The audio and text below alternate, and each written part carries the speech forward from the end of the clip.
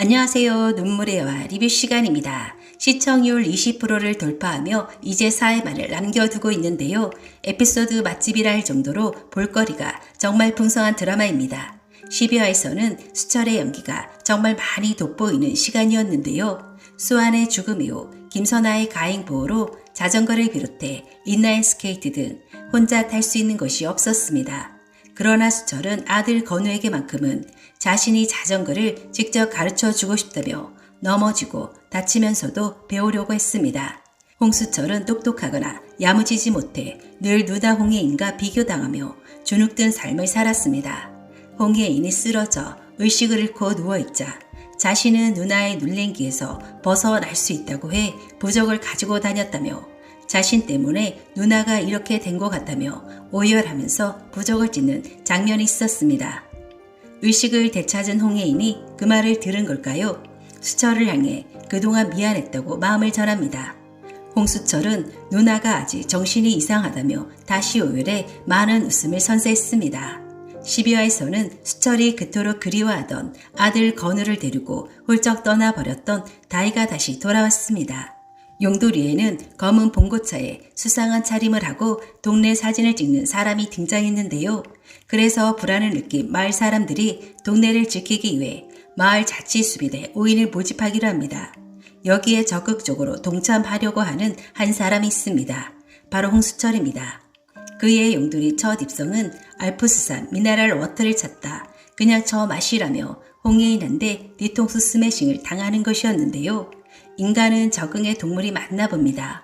어느새 용두리의 일원이 되어 자치수비대에 들어가 동네 지킴이가 되겠다고 격파 연습까지 합니다. 용두리 생활에 가장 큰 어려움을 겪을 사람으로 두 사람을 생각했었습니다. 바로 김선아와 홍수철이었는데요.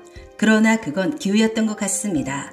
김선아는 배밭에서 나타샤 선배 지휘하에 열심히 배 작업을 하고 수면제 없이 잠을 못 자던 그가 코를 고며 꿀잠을 잡니다.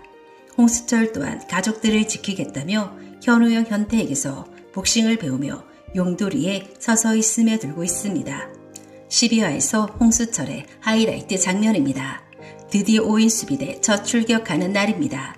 주변에는 어둠이 깔리고 저 멀리서 검은 차 한 대가 달려옵니다. 왠지 으스스한 분위기, 수철은 전자충격기라도 준비를 해올 걸 그랬다며 불안해합니다. 그런데 점점 가까이에 다가오는 차는 봉고차가 아니라 택시입니다. 잠시 후 캐리어를 든 누군가가 차에서 내리는데요. 야밤의 시골 마을에 캐리어를 가지고 내리는 사람, 수철은 112에 신고해야겠다며 핸드폰을 꺼냅니다. 그런데 저 멀리서 걸어오는 사람 왠지 낚시있습니다. 자신이 그토록 기다리던 다혜입니다. 한 손에는 캐리어를 끌고 한 손에는 금불상을 들고 있습니다. 등장부터 범상치 않은 모습인데요. 놀란 수철은 잠시 정신을 차리고 정말 보고 싶었다며 다혜를 안고 눈물을 흘립니다. 정말 이게 가능한 일일까요?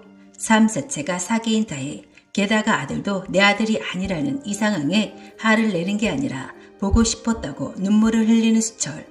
이러니 어찌 다혜가 돌아오지 않을 수 있을까요?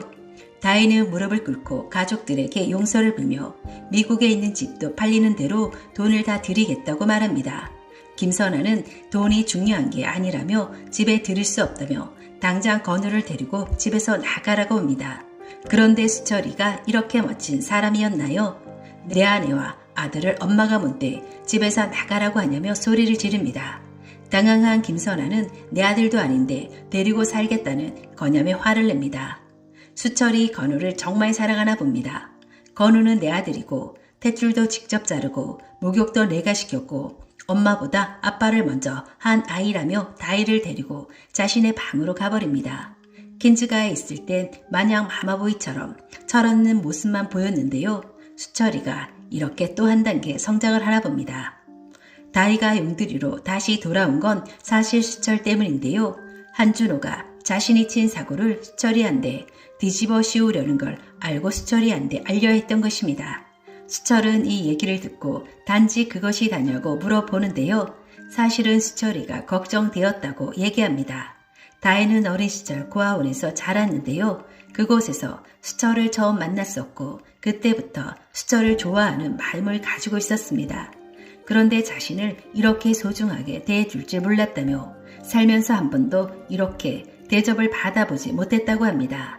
그래서 뭘 먹어도 목에 걸려서 안 넘어가서 한국에 왔다고 진심을 담아 얘기합니다.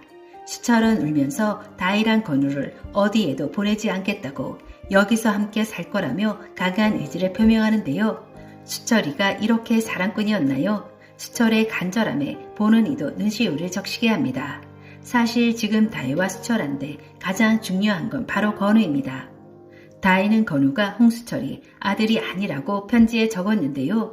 그런데 사실 그건 수철이가 건우를 얼마나 아끼고 사랑했는지 알기에 수철이 건우를 잊게 하기 위한 극약 처방이 아닐까 싶습니다. 그레이스고는 현재 킨즈가 식구들과 공조해 비자금 찾기에 돌입했는데요. 모슬이와 은성의 약점을 가장 많이 알고 있는 사람도 조이사가 미국으로 떠날 때 배웅한 것도 그레이스고입니다. 다의 신분을 세탁해 킨즈가에 소개한 것도 그레이스고인데요. 결국 이 모든 사건의 중심에 그레이스고가 있습니다. 그레이스고는 다이가 용두리로 돌아왔다는 소식을 듣게 됩니다. 김선아는 수철이 자신의 아들도 아닌 건우를 키우겠다고 한다며 기가 차하며 그레이스고에게 얘기할 것 같습니다. 이때 그레이스고는 폭탄급 발언을 할 것 같은데요. 무슨 소리냐고 건우는 수철의 친아들이라고 말할 것 같습니다. 결혼의 시작은 사기였지만 수철에 대한 마음은 진심이었다고 이야기할 것 같습니다. 김선아는 무슨 말도 안 되는 소리냐며 또다시 자신들을 기만하냐고 화를 낼 텐데요. 그레이스고는 의심스러우면 유전자 검사를 다시 해보시라고 조언을 하게 됩니다. 그 결과 수철은 건우와 친자할 확률 99%라는 유전자 검사지를 받게 될 것 같습니다. 다이가 수철을 위험에서 구해야겠다는 생각으로 한국으로 돌아온 것도 있지만 사실 건우가 수철이 자식이 아니었다면 용두리로 절대 돌아오지 않았을 것입니다. 오늘 영상은 여기까지입니다. 구독, 좋아요는 제게 큰 힘이 됩니다.